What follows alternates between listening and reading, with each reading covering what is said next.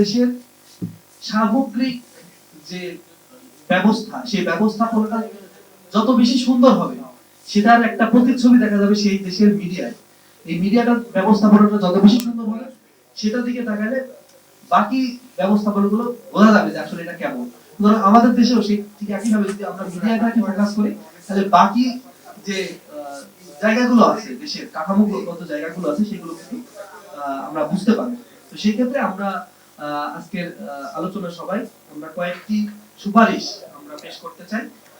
সেগুলো হচ্ছে যে আমাদের একক মালিকানা একক মিডিয়া এবং সাংবাদিকদের এবং এই বিষয়টি মিডিয়াতে থাকতে হবে। আমরা দেখেছি যে বিশেষ করে মালিকানার ক্ষেত্রে সাংবাদিকদের স্বাধীনতা বা তাদের অংশীদারিত্ব না থাকার কারণে এখানে পেশাদারিত্বের ঘাটতি ঘটে। কোনো একটা নির্দিষ্ট গ্রুপ বা কোনো একটা কারণে এজেন্ডা বাস্তবায়ন করার জন্য মিডিয়াগুলো ব্যবহৃত হচ্ছে, যেটা পেশাদারিত্বের ব্যাপক একটা ঘাটতি হয়।